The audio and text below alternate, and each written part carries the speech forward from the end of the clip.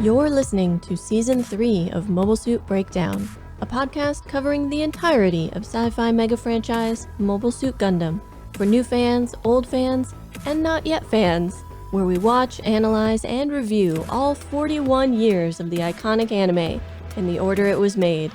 We research its influences, examine its themes, and discuss how each piece of the Gundam canon fits within the changing context in Japan and the world, from 1979 to today.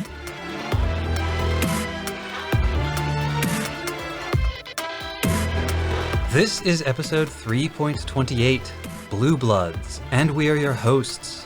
I'm Tom, a lifelong Gundam fan, and I have been reading Gundam Haiku all week. And I'm Nina, new to Double Zeta, and after several months of practice, I finally feel pretty decent at this editing thing.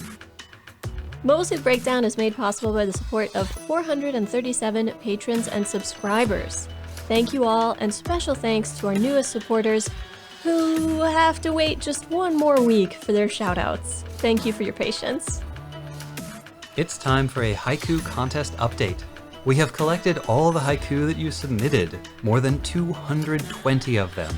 And if everything goes according to plan, then this weekend, and that's Saturday, March 20th, 2021, I will start the voting process on GundamPodcast.com/Patreon to determine the grand champion poet. Although because there are more than 220 of them, that process might take a little while. I will keep you updated as we go. And all of you who entered deserve a special shout out. We really enjoyed reading your poems. You are very creative. We clearly have the best fans. And almost all of you followed our no spoilers rule, so thank you for that. This week we are covering Mobile Suit Gundam Double Zeta Episode 30, The Blue Team, or Ao no Butai, Part 1. For research this week, I have got a story to tell you about Franks. But first, let's tune in to Radio Free Shangri-La. Previously on As the Colony Spins. I see some mail from Mistress Alice has arrived. She's not planning a relaxing spa vacation at all. She's trying to arrange a match between Bethany and a Zeon officer. But according to the terms of their late father's will, if Bethany marries anyone rebelling against the Federation, she'll be disinherited, and then the whole Computesworth fortune would go to... Oh, how dreadful. What will the devoted butler Guildenstern do now, as the crisis of infinite radio dramas heats up? After Mistresses Alice and Bethany departed on the first leg of their vacation, I saw to the care of the Computesworth mansion. I gave the rest of the staff their assignments, locked up the wine cellar, the cheese cellar, the root cellar, and the celery cellar, and gave the silverware one last fond polishing for good luck. At noon, the chauffeur returned and assured me that the sisters had safely departed aboard the star yacht Luxurion. At precisely 1:25 p.m., dressed in my traveling tuxedo, I met the chauffeur in the garage. Hello, Mr. Guildenstern. Ready to go to the spaceport? I'm afraid there's been a change of plans. Please convey me with all haste to the industrial hatch in the junkyard sector. If I was to have any hope of foiling Alice's nefarious plan to steal Bethany's inheritance, I knew I had to get to Dakar first. So while the Luxurion charted a scenic orbit that had it passing over the wonders of the world, like the Great Wall, the bleached remnants of the Great Coral Reef, the mobile suit of Rhodes, and the nuclear fires of the Amazon, I took the direct route aboard a tanker ship, hauling cargo for Anaheim Beverages. Margarita's boyfriend at Anbev tipped us off about the cargo ship, and some of her money convinced the captain to allow me on board. Margarita wasn't rich, not exactly, but she'd had a wealthy boyfriend in the Titans, and when he died early on in the war, he left her almost everything. The tanker didn't have permission to land on Earth, but that wasn't a problem. Okay, Butler, we're over the Sahara now. The light on your right will turn red when the cargo bay doors open. When it turns green, that means we've finished dumping all the tainted soda and you are clear to make your descent. You sure you know how to land that high, Zach? Oh, I wasn't always a butler, you know.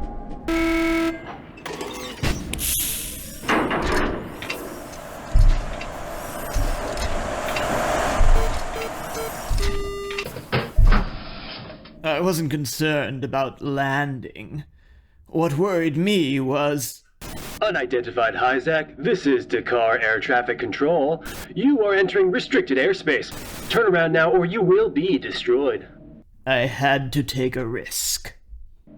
Control, I am a former Titans officer coming in to swear loyalty to Neo Zeon.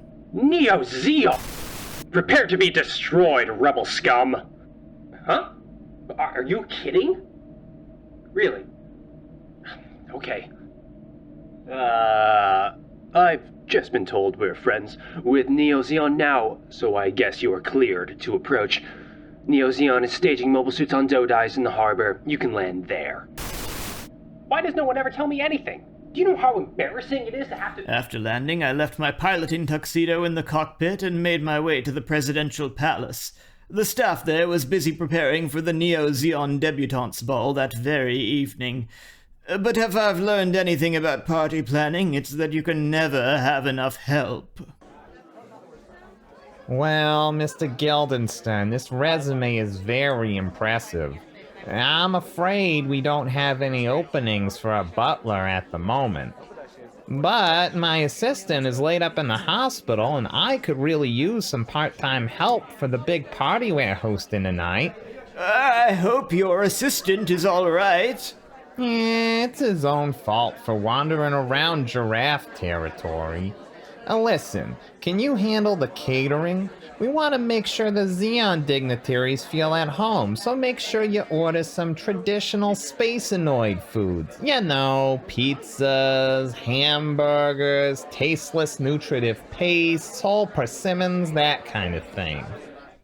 I made quick work of my assignment. Hello, is this Alfredo Garibaldi's authentic Granada-style pizzeria? Yes, I'd like to place a large order. Then it was time to make the preparations for my own plan. But before I could... Hello, Guildenstern. Hector Pariah! What are you doing here? Alice thought you might try to interfere with our plan. Your plan? You mean... I'm afraid this is the end for you, old man. Oh, I'm not actually that old. In fact...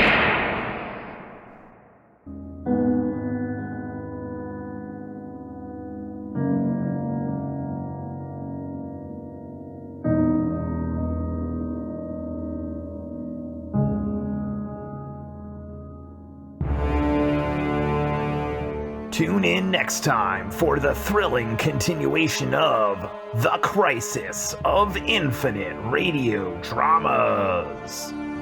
Don't miss it.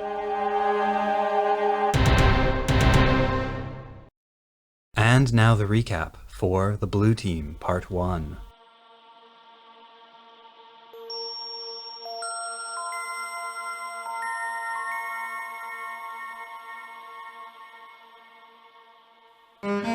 Since his defeat at El Golea, Glemmy has been alone. Trudging along in the heat and the full sun, he cries out with happiness and relief when a Zaku tanker drives up from deeper in the desert, but faints before he can meet his rescuers. They were not sent for him. They aren't even Neo Zeon soldiers, but they recognize his uniform and think they might have a use for him. Nearby, Rue pulls a tarp over her core fighter to hide it from view while she walks to the nearby town of Gardaya for oil. It was supposed to be an easy errand, but the guards at the town entrance demand ID that she doesn't have, and no amount of arguing convinces them to let her through. Seeing a tall, robed, blonde man just inside the entrance, she says, "But I know him!" She throws herself through the guards and into an embrace with the stranger, acting as though he's her lover late for a rendezvous. he decides to play along, making excuses and assuring the guards that he'd vouch for her. Under their breath, the guards joke about how many girlfriends Mr. Genet seems to have. Genet and Rue walk away arm in arm, but once they are out of sight, Rue pulls away, apologizing for the trouble and thanking him for his help. He flirts with her, calling her a work of art and asking her to become his muse. And at first she worries about his intentions, but he reassures her and she agrees to go somewhere with him, somewhere the Franks, or Europeans, hang out. The crew of the Argama are short-handed and struggling to keep the ship's equipment running smoothly. Not only does sand get into everything, but they are very low on oil. Rue handled resupply. Bright wants to keep heading north, but Astenaji thinks they should stop in Gardaya to stock up, and Judo supports the idea, thinking that if they stay in the area, they may find Rue. When Pudu hints that Rue is in the city, Judo takes off, promising to return with oil and Rue. Pudu goes with him in the Wave Rider, and Ino and L follow in the Mega Rider and Mark II. When Glemmy comes to, he's surrounded by men in blue desert uniforms, white fabric wrapped tightly around their calves and turbans on their heads. They are the Blue Corps, a Tuareg group fighting for African liberation. Their captain threatens Glemmy with a sword and demands he spy for them in Gardaya. Glemmy will blend right in with the other Franks of the town, and will be able to move about freely. He is to report back when he's found the location of the town's control room. An unmarked door leads to a dark staircase, to an escalator, to an underground mall that feels like a different world from the town above. It would seem Glemmy is on the right track when he is suddenly distracted. He sees Rue, with a man he doesn't recognize, entering a bar. He watches them through the window at first, but Genet's flirting gets to him and he barges in, telling Rue that it's fate for them to meet like this. Genet tells Glemmy to back off, that he's obviously scaring Rue, and the two of them get into a fist fight right there in the bar. Once Glemmy knocks Genet back, he grabs Rue's arm and drags her away. The Blue Corps is waiting impatiently for Glemmy when they detect incoming mobile suits, and the young, hot-headed Elo rushes to launch an attack. Who is approaching but our team from the Argama? Expecting a peaceful trip to town, they are forced to break out of the way when an unexpected enemy craft flies straight at them. It's a rider of some kind, carrying 2 mobile suits, and one of them jumps directly onto Judo's Wave Rider, sending it crashing to the ground. Judo transforms the Wave Rider into the Zeta, and the 2 mobile suits clash, while their comrades dogfight above them. In town, Glemmy takes Rue to a little cafe, and attempts to express his true feelings for her. With Rue at his side, he could rule Neo Zeon. Rue puts him off, but their banter is interrupted by a commotion in the square. Flashes of light in the distance announce the fight in the desert and send townspeople rushing for safety. It must be the African independence movement's army. Rue suspects it's actually the Argama, and is pleased at the thought of how hopeless they are without her. Glemmy jumps to his feet to get a closer look, and when he turns back to the cafe, Rue is leaving. She disdainfully tells him that if he can be distracted in the middle of wooing her, he must not be serious. When Rue goes to load a small jeep with canisters of oil, she finds Genet waiting for her.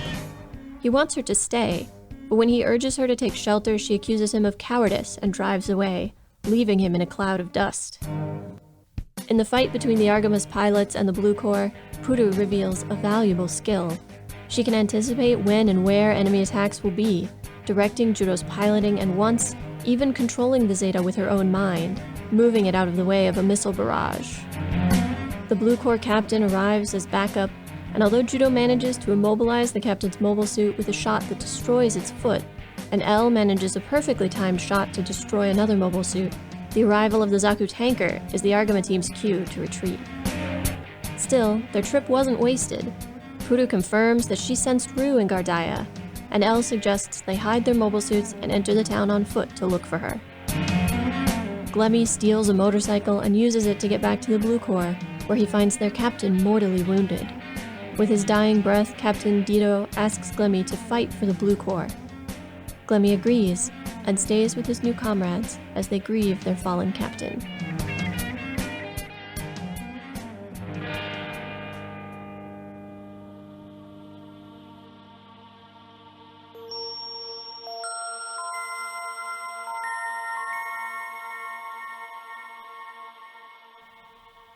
I don't know if I've ever heard anyone besides me describe it this way, but these first 3 Gundam series are really all road trip shows.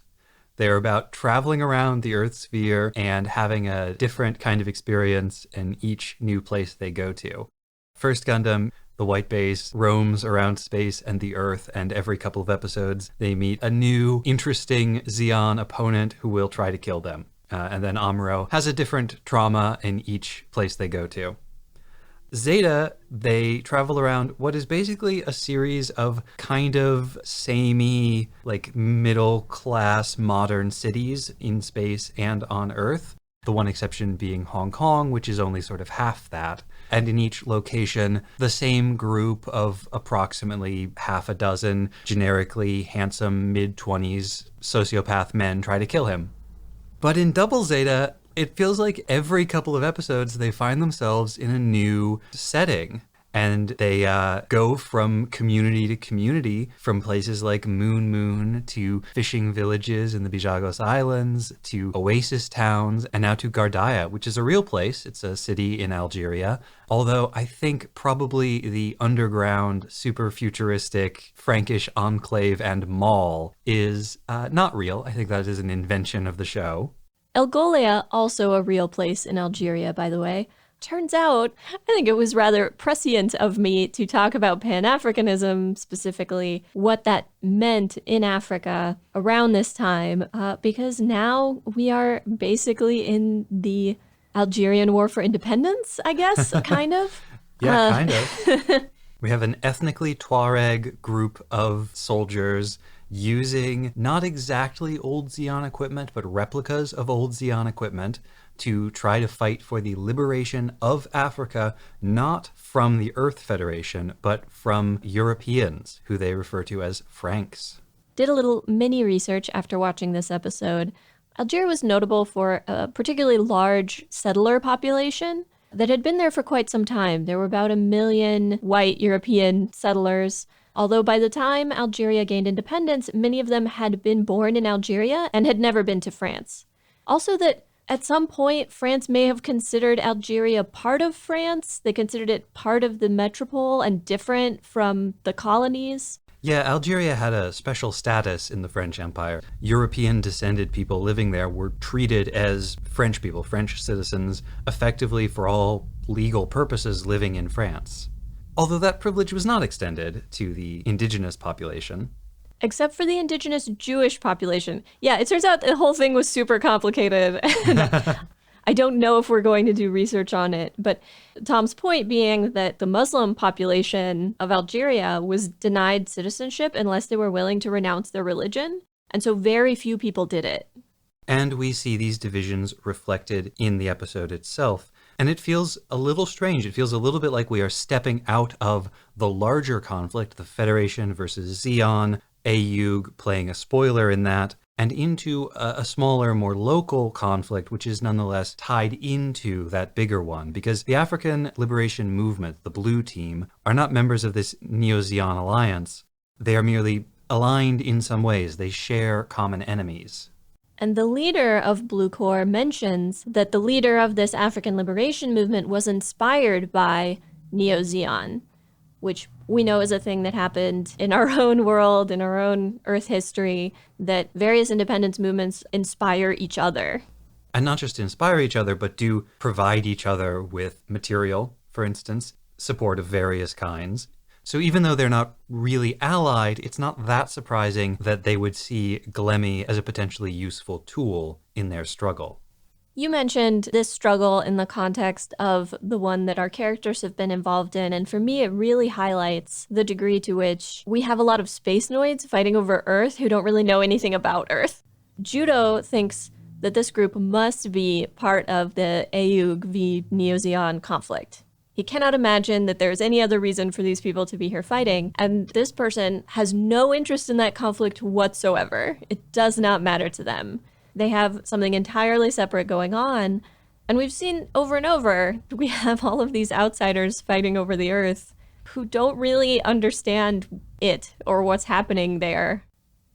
In the background of this North African conflict, but always there, is oil. Yeah, this is the second episode in a row when they've mentioned oil. They are in need of oil. Rue goes into Gardia looking for oil. The Argama is running short on oil because they're using so much of it. It still feels like foreshadowing, like they haven't transitioned to making a real statement about it, but it's definitely there. It's been a couple of episodes since it's come up, but we've pointed out over and over again throughout this Africa arc of Double Zeta that the Earth is made out to be very inhospitable to the Space Noids.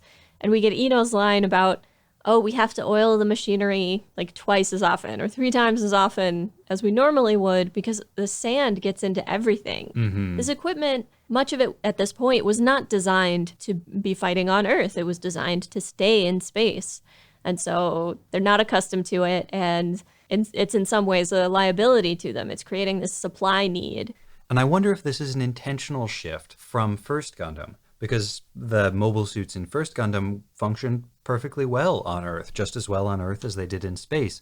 How much of that comes from the Earth Federation engineers who designed the original Gundam trio, the Gundam, the gun cannon, and the gun tank, being Earthnoids, more familiar with Earth environments and designing for an Earth battlefield, whereas the Zeta, the Mark II, the Double Zeta, none of these were designed for Earth.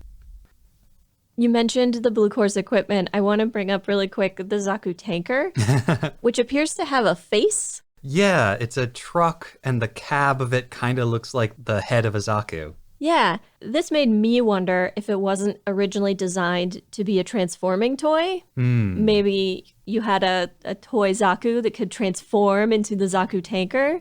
Or maybe they just like the look of it. I don't know. But yeah, I feel like this was just an effort to evoke Zaku-ness in your truck design. The easiest way to do that is just put a Zaku face on it. Yeah. Since it's blue, it really looks like a goof, I gotta say. When we first watched this episode, wasn't I the one who said, are those goofs? You did say that. In fact, none of them are goofs. There was a Desert Zaku, an Ewak Zaku, or Izak, as they are sometimes called, and a Gelgoog. Elo mentions that there's a reason that all of their equipment is blue and their uniforms are blue and things. And there's a close association between the Tuareg people and this blue color because they dye a lot of their clothing with a particular indigo that makes it that shade. And apparently the indigo can also like dye their skin because they wear the blue clothes all the time. Speaking of background details that tell us a lot about the Blue Corps, most of the time in Gundam, when you see firearms, handguns, rifles, it's made up sci-fi stuff. But one of those Blue Corps guys definitely just has a Kalashnikov. He has an AK-47. And they have that very distinctive sword that some of them wear. Yeah, that's a funny thing. So the Tuareg are famous for their swords, but their swords don't look like those. So I don't know what's up with that. Maybe it's just a mistake. We comment periodically about race in Gundam and how it is or isn't addressed or represented. And this episode brings it to the fore in a way that doesn't really make it less confusing. You know, in Gundam, at least in the US, for the past 10 or 15 years, really as long as I've been aware of the Gundam fandom, there have been a lot of people who say, you can just skip Double Zeta, it's fine, it's nothing important about it, it's not as good as the other ones, watch First Gundam Zeta and then skip ahead to Char's Counterattack. But if you just watched First, and to a lesser degree Zeta, you might come away with the idea that the Universal Century is like a post-racial society, where things like skin color and ethnic descent no longer delineate status and identity. You might think that, except for the lack of variety of skin tones. I mean, there's a little bit, but you're right. There's a lot less variety than there should be. But even so, you don't have a sense of racial conflict except between Earthnoids and Spacenoids. Mm-hmm. And the presence of one and the absence of the other suggests that the Earthnoid-Spacenoid conflict is standing in for issues of race. But in Double Zeta, it gets real explicit. Mm-hmm. That at least on Earth, those old prejudices are still in force. The bit that made me sort of double take and think really hard and write in my notes with a lot of underlines, what does it mean for Genet to call Rue Luca, who I don't think it's ever been explicitly stated, but I assume she's a Spacenoid, to lump her in with himself as us Europeans? How is she European? What does that mean? Yeah, well, and Dido, when he's talking to Glemmy, says a Frank like you will be able to get into Gardaia no problem just by showing your pass. But in what sense is Glemmy, who was probably born on Side 3 and definitely raised out in the asteroid belt, European?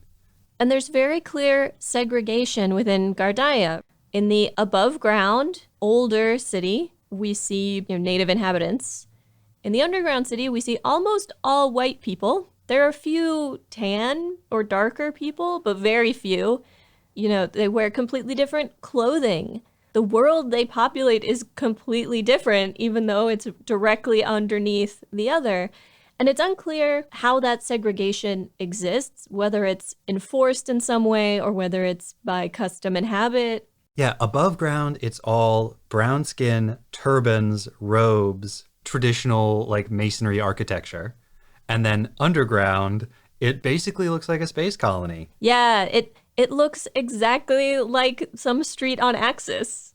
And this conveys to us not only a segregation of race and class, but also there's a lifestyle difference. And the Franks down in their underground city are just engaged in leisure and commerce. It is a mall.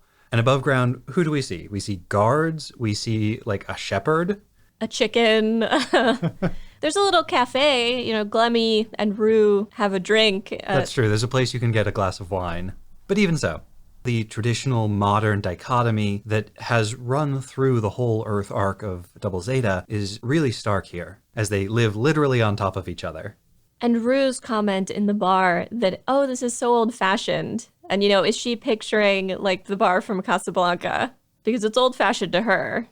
It doesn't look that old-fashioned to us, but...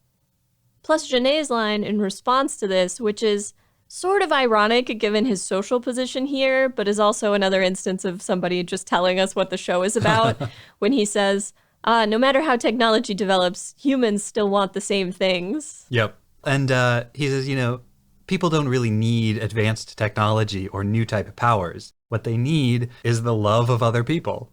And beauty. And a person might think that advanced technology and new type of powers are the means by which one can obtain what they desire. But not really. New type of perception did not help Camille to obtain the love of other people. It might even have been a barrier to it.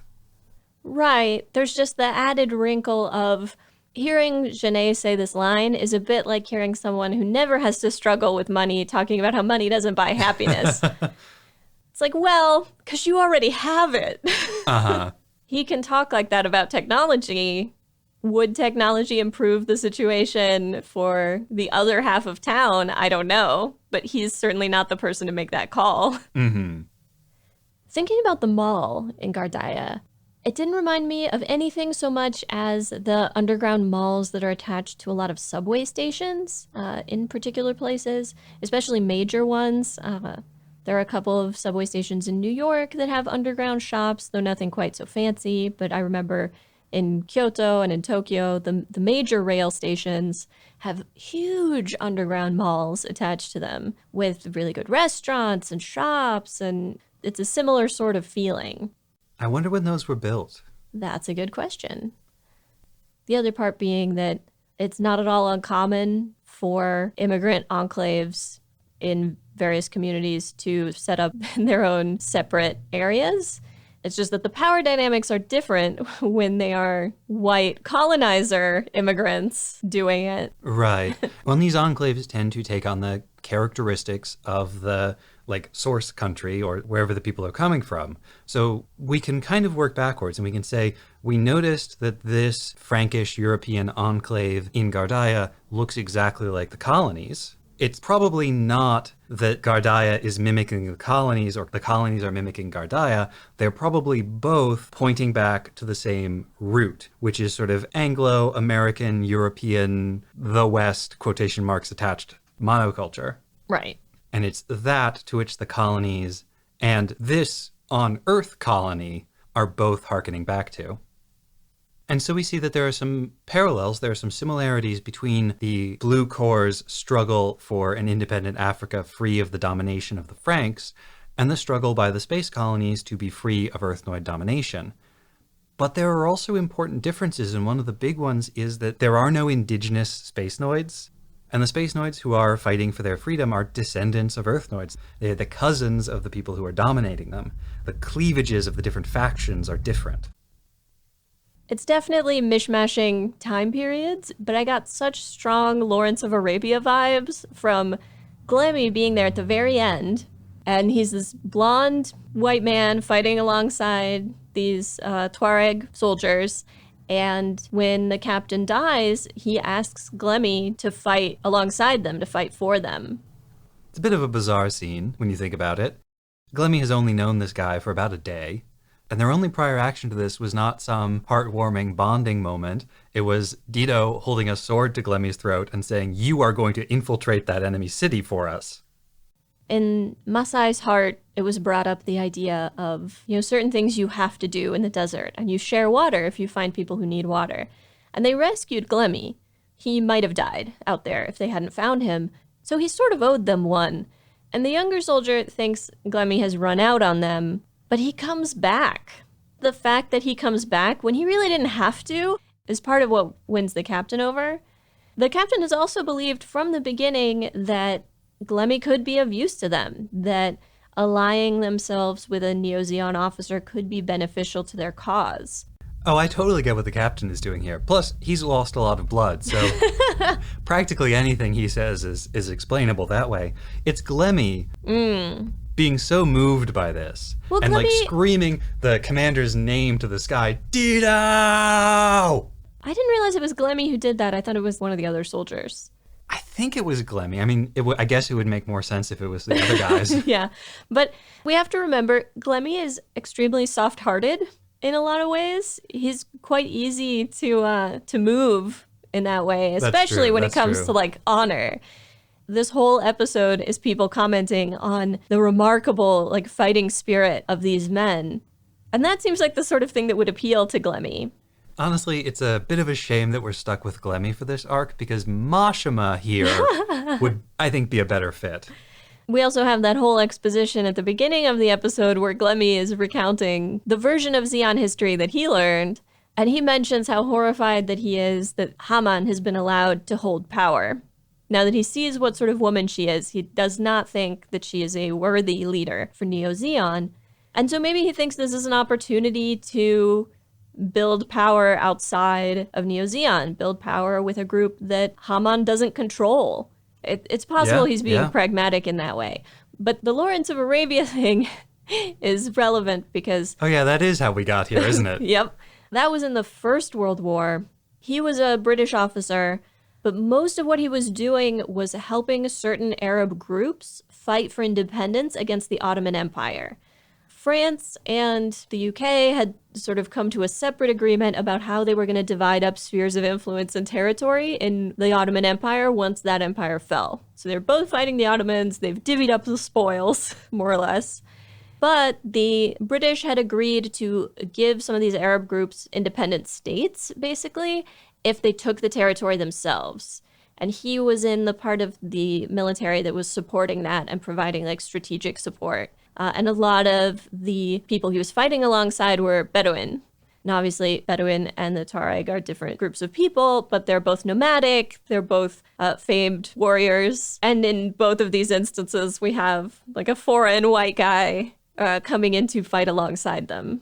And I don't think it's hard to imagine that given what Glemmy has to say about Haman early in this episode, he might be thinking something similar, where in his mind, when Neo-Zeon is triumphant and defeats the Earth Federation, then maybe he's imagining that this African liberation movement could create an independent, Zeon-aligned Africa that is nonetheless separate from and not under the domination of Haman's group. Mm-hmm. So it's a way to, in the moment, attack the Earth Federation, and in the long term, undermine his current ally, but also potential rival.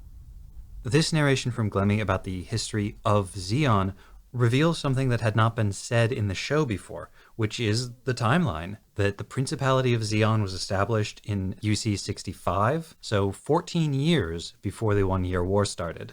And that allows us to extrapolate some other information, because we know that the foundation of the Principality of Zeon took place around or a little bit after the death of Char's father, Xian Daikun, which means that Char was probably around 5 years old when his dad died. You mentioned that line from Rue about this feeling like an old movie, and maybe that's the writer consciously riffing on the fact that this episode is like an extended Lawrence of Arabia reference. The Lawrence of Arabia movie being quite famous and, at that point, already an old movie. Or perhaps because in this, indeterminately futuristic society, to Rue, these kinds of colonial enclaves feel old-fashioned, feel like something out of history, something she thought didn't exist anymore. Or maybe Genet is just wooing her in an old-fashioned kind of way. Rue is not accustomed to boys taking her to bars like this. Oh man, we will talk about how Rue deals with Genet and Glemmy. Yeah, we've talked a lot about the big political situation, Gardaya, the blue team. Let's actually talk about our main characters. Let's talk about the Argama, the Gundam team, and Rue. We open with the two groups split apart. Rue seems very capable and comfortable on her own. There's no sense of what exactly her plan is, but she's fine. Whereas the Argama is having trouble without her. They are understaffed. She was the one who handled organizing resupply, and so they're sort of scrambling to deal with it. By the end of the episode, she has collected a truck full of oil, and we are told early on that her job on the Argama included keeping track of the oil stock. So I think the implication is that even though she has left, she's still planning to do her job. She's going to collect a bunch of oil and maybe bring it back to the Argama. She had made a comment about needing it for her core fighter at the beginning of the episode. I assumed she was just picking up oil for herself. Maybe. I wouldn't have thought one small car's worth of oil that she has loaded in the back would have been enough for a ship like the Argama. That is fair. I'm kind of projecting Amuro from First Gundam onto her, where he leaves the white base, but he's not trying to leave the fight. He wants to keep fighting Xion. He just wants to do it on his own with people who appreciate him. Puru, agent of chaos that she is, states quite explicitly that they blame Bicha for Rue being gone, that it's his fault. Bicha, of course, trying to pass off blame. Oh, Elle, you never liked Rue, and you always thought we would be better off without her, and I did it for you. And, those are things that Elle has expressed before, but so long ago as to kind of be irrelevant at this point, and she would never have done anything about it. Yeah. I would say Rue is kind of getting what she wanted here, or at least what anybody who has ever gotten mad at a group and stalked off in a huff wants. You kind of want them to all sit around and say, gosh, we really appreciate all of the things that this person was doing before they stalked off. Wow, we're really in a lurch without them. Yeah. You really want those other people to make the person who made you feel so bad that you had to leave feel bad himself. It's funny, we have conflict avoidant Ino, who gets called out by Mondo. I forget what exactly he said, but it was something about Rue, and Mondo says, what do you mean by that? And he says, oh, nothing, just we never had these problems when Rue was around. You called Puru an agent of chaos, and that's such a perfect way to describe her. Because I was thinking about how in the very last episode, Bright was saying that they were going to treat her like a prisoner, and clearly they're not, because she's running around terrorizing the workers and stuff. From a story perspective, it's just easier if they don't treat her like a prisoner, because they can use Puru's impulsiveness and her selfishness to cause problems that then need to be solved. Yes, exactly. She is driving the action of the story through her, at this point, very well established childishness. I'm going to turn this hose on myself. Oops, I wasted a bunch of oil. Now we need to go to Gardaya, where Rue just happens to be. What do you make of her initial denial and hesitancy? Because initially she's saying Judo can't go to Gardaya. Do you think she's sensing the enemy presence nearby, or you think she doesn't want Rue to come back? I don't know. We know that Puru doesn't like other people getting close to Judo, and we know that she doesn't want Judo to have negative experiences. She doesn't want him to feel bad. And Rue has the potential to do either of those. After all, it's the people who are closest to you who can hurt you the worst. you brought up what Rue probably wants, right? And when she first sees the Gundam team fighting outside Gardaya, she thinks, they ran out of oil because they didn't have me to handle it for them, and now they're coming here without any kind of plan. They're so lost without me, and she seems very satisfied by this idea. I am infuriated. I'm absolutely out of my mind with anger that we did not get Rue going,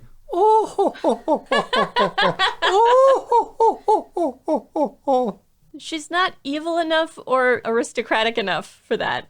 She's not an Ohohojo-sama. But she could be. And she seems rather disappointed when the Gundam team retreat, perfectly okay without her. I don't know if she was intending to get in the core fighter and join them or what precisely her plan was. She was booking it out of Gardaya pretty fast. But yeah, she does seem disappointed that they get out of this scrape without her. I will say, Tom is vindicated in this episode. One of the things that we talked about, I think off mic last week, was that to Tom, Rue's behavior in last week's episode read as lonely. To me, it just read as obnoxious. But here we have Janae say exactly the same thing as Tom said. He can tell that Rue is a deeply lonely person. Well, I won't gloat. I did do a little victory dance when Nina said that, though. Rue's interactions with Janae and Glemmy are complicated for me. Like, it's hard. On the one hand, there's always some risk associated with rejecting a guy and doing so in blunt terms. There's always some risk that he's going to react in an angry or potentially violent way. However, Rue doesn't seem concerned about risk, and she seems to go out of her way to not encourage these men, but not discourage them either. It feels a little bit like she's stringing them along. Oh, I think she's absolutely stringing them along. I think Rue enjoys their attentions and has no interest in either of them. Well, yeah, her complaints about both of them are not real. Glemmy got too distracted by the fight, so obviously he doesn't love her enough. But Janae is worried about her safety, and that must make him a coward. He's not concerned with the fighting enough. These are not real complaints. She's just not into either of them. And enjoys their emotional suffering and also their devotion. Yeah, she's 17. We've covered this.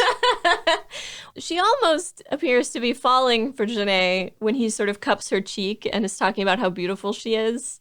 She's overcome by the moment. Yes, right? Absolutely. I mean, he's very charming. The interaction between them when he's like, I want you to be my muse. And she's like, you want me to pose nude? And he's like, the nude is not the only form of art, you Philistine. Yep. The thing he says after their conversation about the nudes, where she's like, that's not normal. And he says, I'm not normal, I'm a genius. That was so good. This deserves to be in the canon of the most hallowed Gundam memes. And it's an absolute tragedy that it hasn't caught on. We are going to have to, by we, I mean you, are going to have to come up with a great meme. Yeah, like this is at least as good as I came here to laugh at you. Oh, yeah. It's also a travesty that Janae did not turn out to be Quattro in disguise again. Quattro would be so awkward attempting to seduce a woman. I don't even want to imagine it. We've seen that once and it was painful. Just bad. He's not good at it. One final thought about Rue and the Argama and so on. We get to hear Astonaji sort of draw attention to an issue we've noticed before, which is Bright's total lack of control over his crew. When Judo runs off and says, I'm going to go get Rue and I'm going to go get oil, bye. At first, I think Bright says, like, hey, Judo, wait. And Judo just ignores him. And Astonaji looks at him and asks, is that okay, Captain? Are you just going to let him do that? And Bright turns on him and says, hey, going and resupplying was your idea. That's leadership, Nina. Leadership is when you blame the person standing next to you for whatever's happening. Also great in that same scene is when Judo puts a hand on Bright's shoulder. And he says, we should go to Gardaya, Captain. That way we can meet up with Rue again.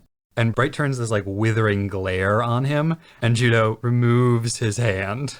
Yeah, I believe Judo is sort of backing up Astonaji's suggestion about resupply and also saying that if they hang around this area a little longer, maybe Rue will come back. And it's the mention of Rue that makes Bright glare at him. At least the timing of it suggests it's not the resupply or the hand on the shoulder, but it's actually the mention of Rue. And as we said last week, Ryu's desertion has to have hit Bright especially hard. I read it slightly differently. I thought it was just a response to Judo taking the liberty of putting a hand on the captain's shoulder and giving him advice in that particular companionable tone that is not at all differential. But just because I hadn't thought about the Ryu element doesn't mean it wasn't there. And I can see that being part of it, certainly. I pointed to the timing, and it's always hard to tell how much credit to give timing in these animated sequences, because part of the way the animation works is that while Judo is talking, all of the focus is on him, and then it's when he finishes talking that Bright can then act and emote and respond. And so maybe Bright's reaction coming only after the Ryu comment is actually related to the Ryu comment. Maybe it's just because of this rhythm of the animation. We can't know. But speaking of the animation and the art in the episode, I want to point out a couple of neat visual details. I already mentioned the Kalashnikov rifle that one of the blue team soldiers is holding. When Ryu descends into Gardaya, into the basin where Gardaya is, they do a pan across some rock formations towards the city. And then later in the episode, when they do a transition from Gardaya to the Zaku truck and the blue team's base, they just play that same pan again, but in reverse. Clever. The very beginning of this episode definitely feels like a nod to First Gundam. We have Ryu, caped and hooded, looking just like Amuro after Amuro deserted and is out in the desert, throwing a tarp over her core fighter, just like Amuro hid the Gundam, walking into a nearby town, winding up in a bar. Meeting a tall, attractive blonde there. It's one of the most clearly and obviously referential bits, I think, that we've had so far. I want to mention while we're here, I really love the scene of Ryu pulling the tarp across the core fighter and hooking it in with bungee cables. I just love seeing those kinds of super mundane details actually given space in the episode.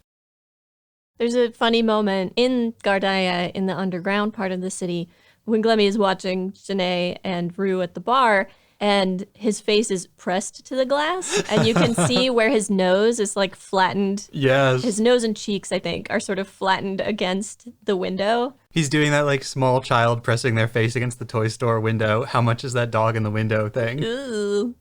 Another note about Gardaya, we've talked about how it's a European enclave, but not all of the signs are in English. Most of them are, but there's at least one sign in the background of the mall that's written in kanji, which may be Japanese or Chinese. So it's a at least semi-multilingual immigrant expatriate enclave. Also, in Gardaya, when they're in the bar, all of the liquor bottles have text written on them. And I think it's all references. A lot of them are hard to read and they change every time they're on screen. But one of them was labeled Dragon Quest. And the very first Dragon Quest video game came out just 4 months before this episode aired. Wow. Another one is labeled The Prisoner, the 1960s TV show. I think one of them has Yoko Ono's name on it. They're really hard to read, though, so I encourage all of our listeners to try to suss out what these references are on these bottles. The other piece of animation I was very impressed with was the sequence where L and Ino are using some of the rock formations for cover. And then they cross-cut the screen. So we have L and Ino's faces separately, and I think also some of the background. I don't remember exactly how it's done, but Ino is counting down to when they will leave cover, and L fires a perfectly timed shot from her beam rifle that melts the legs off of an enemy mobile suit. And it's animated really differently. And instead of explosions sort of masking the damage happening, we see it sort of flooded with light and see the melting happening, and then all the remnants, all the pieces of this mobile suit streaming thick black smoke fall to earth. Unfortunately, one of the shots while it's falling is really bad. The smoke doesn't even look all that much like smoke, and it's not animated really. It just sort of looks static and not great. I gotta admit, I did not even notice that problem because I was still freaking out from that amazing scene. It's really good. I mean, I've made no secret of the fact that I love Elle. I think Elle is the best character in the Gundam team. And while there have been women pilots in prior Gundam series, they are so rarely given the chance to be great. exceptional, amazing, and to get these kind of like heroic action scenes. And I love that Double Zeta gives them those. And she has such a unique character, too. Because she has that moment where Ino tries to call her out for sort of hopping on to the Mega Rider. He says, this is not exactly ladylike behavior. And she just ignores him. She's like, go, launch, go. But anyway, the mobile suit falling to Earth, there's that one bad sort of intercut. But then at the end, when it actually crashes in pieces to Earth, again, looks great. Which contrasts, unfortunately, with the damage to the captain's mobile suit, because it just gets shot in the leg and it doesn't even explode, and then somehow he gets mortally wounded. Yeah, the Captain's Gelgoog, or Gelgoog remake, takes the like 3 heroic damage spots. It gets shot in the shoulder, it gets shot in the leg, and it gets shot in like the outside of its abs. Which, if this were a person, I don't think any of those would have been lethal, but shrug. He contracted narrative death syndrome. Final note. Last thing I'm going to say. When Glemmy races out of Gardia, he's just riding a motorcycle. He's riding a like contemporary 1980s Honda VF or VFR Interceptor sport bike. The color scheme is a little bit different because the color scheme of the bike matches the color scheme of Glemmy's uniform. But other than that, it's exactly the same bike.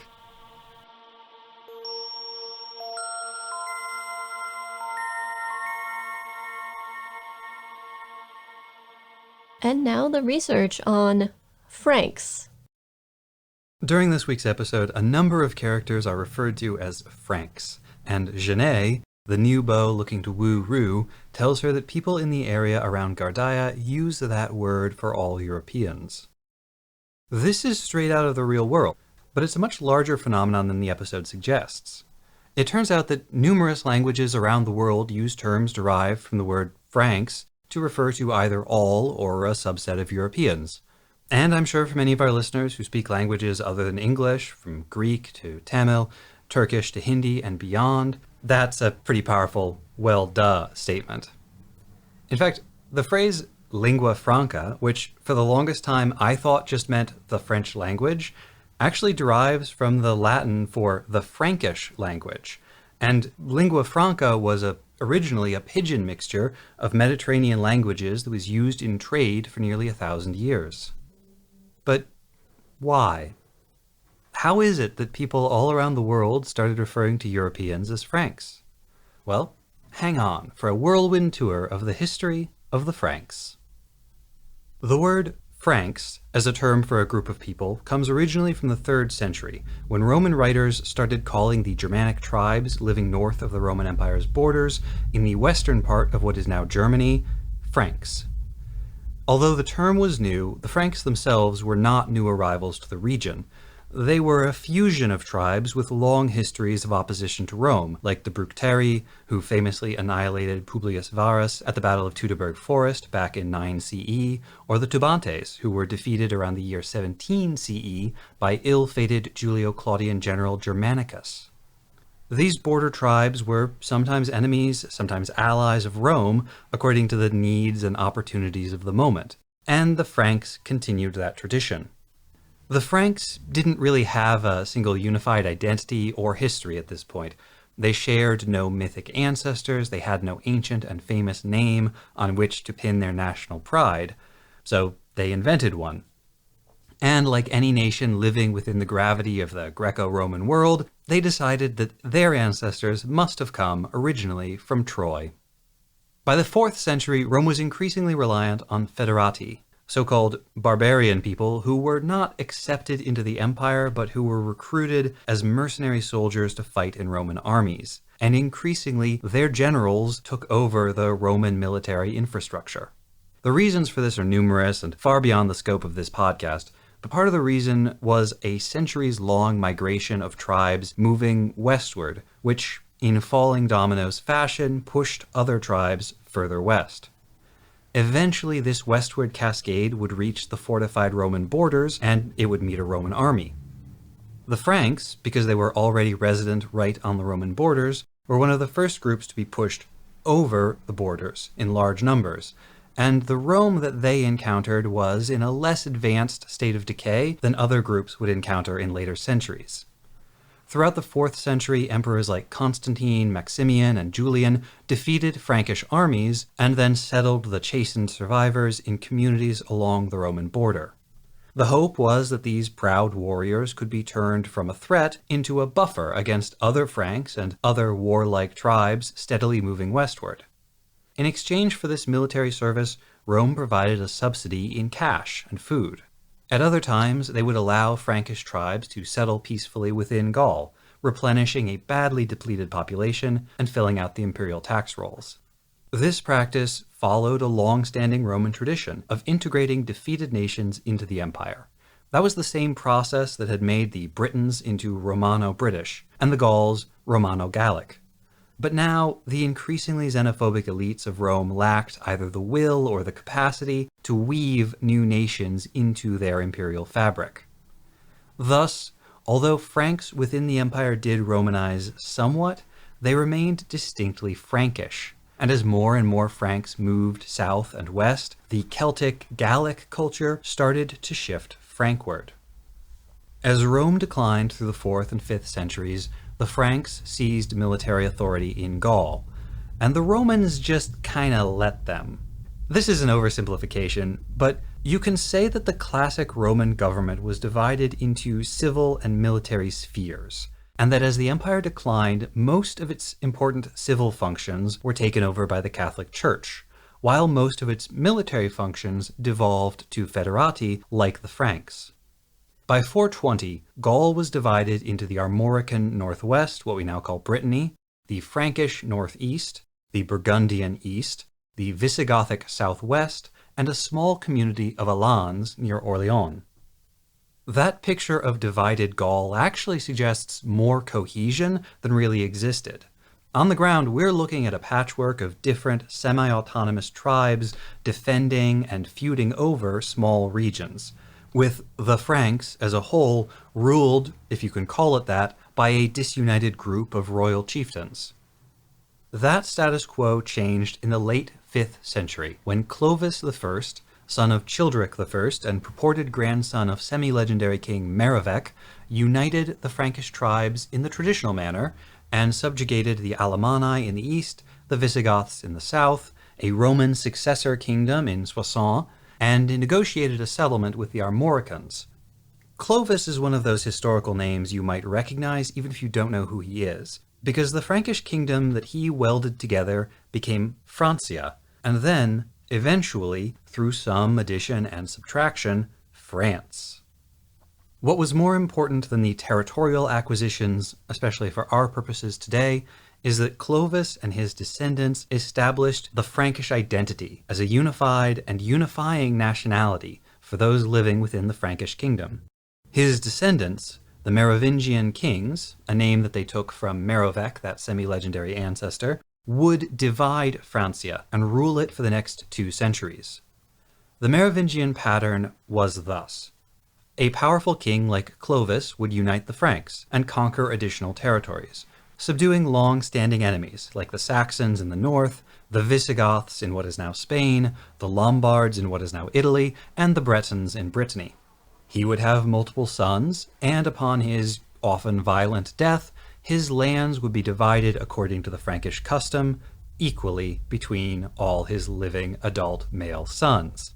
Then, for the next few generations, these rival brother kings and their children would fight, ally, and murder each other while steadily losing territory to the external enemies until a sufficiently powerful king emerged from the lot to unite the Franks and repeat the cycle.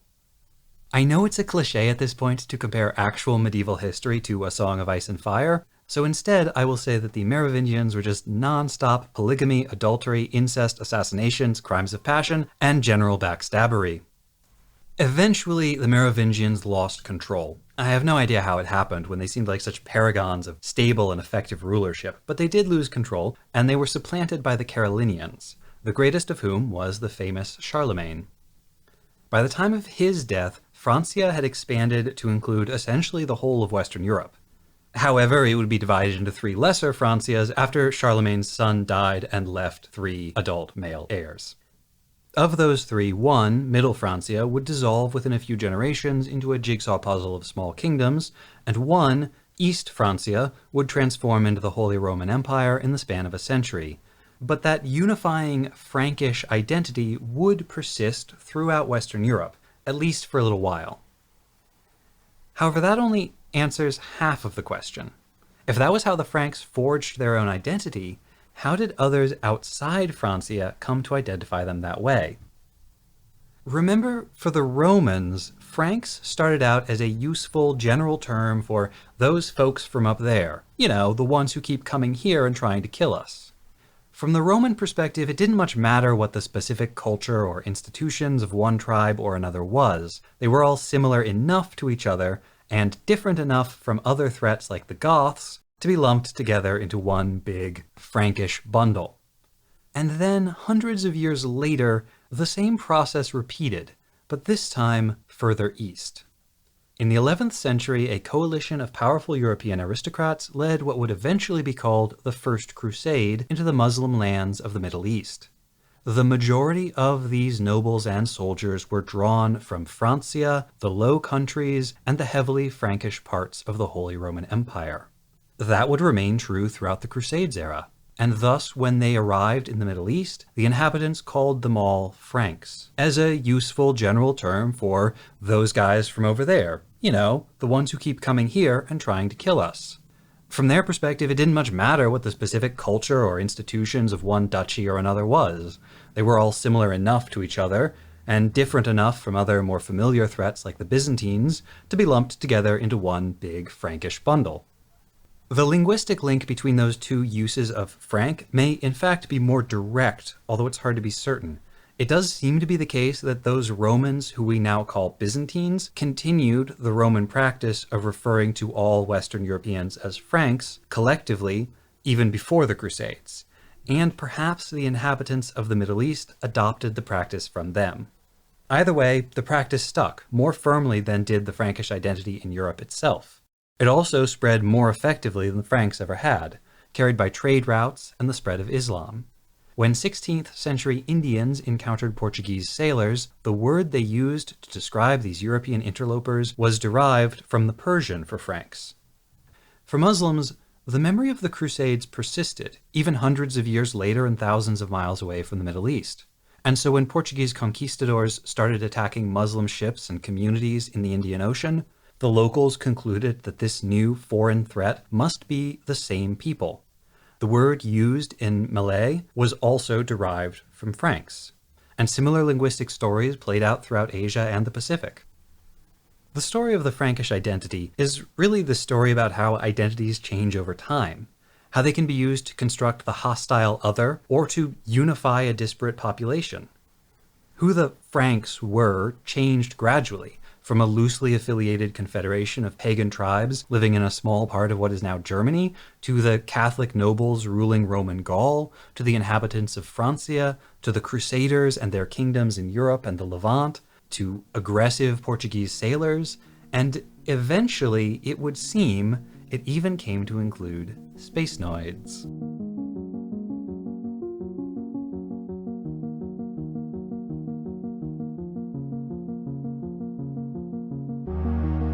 Next time on episode 3.29, King of a Molehill, we cover Mobile Suit Gundam ZZ episode 31 and Grasping Freedom with Both Hands. They're blue.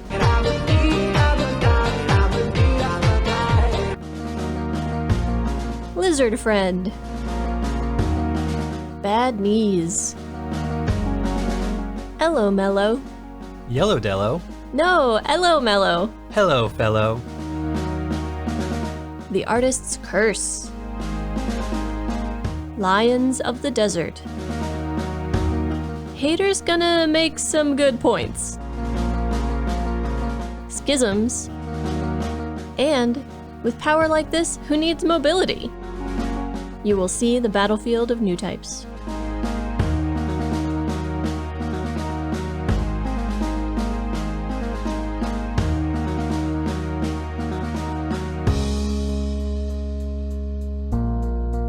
Mobile Suit Breakdown is written, recorded, and produced by us, Tom and Nina, in scenic New York City, within the ancestral and unceded land of the Lenape people, and made possible by listeners like you. The opening track is Wasp by Misha Dioxin. The closing music is Long Way Home by Spinning Ratio. The recap music is New York City Instrumental by Spinning Merkaba. Radio Free Shangri-La is performed by the MSB Players. You can find links to the sources for our research, the music used in the episode, additional information about the Lenape people, and more in the show notes and on our website, GundamPodcast.com. You can get in touch with us on Twitter or Instagram at Gundam Podcast, on Facebook at facebook.com/GundamPodcast, or by email at GundamPodcast@gmail.com. Or why not share your wrong Gundam opinions with the world by shouting, Iraj's physics consultations have utterly ruined my immersion. Now Gundam is unwatchable. out your window at passersby. We won't hear you, but the world needs to know. This week's Wrong Gundam Opinion is from Lucas. Thank you, Lucas. And thank you for listening.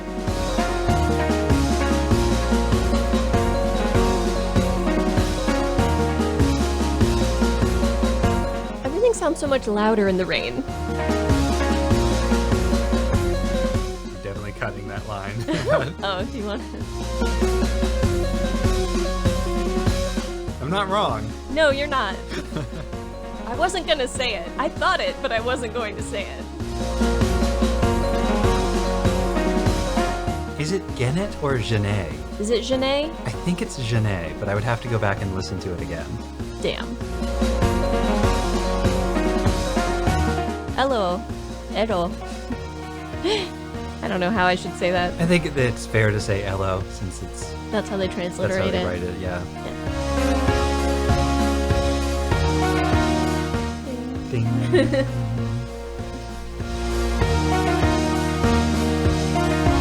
Yeah, I'm leaving out all the most horrible stories about these guys. I mean, that's all pretty bad. They're pretty bloodthirsty dudes. Wrong Gundam opinion.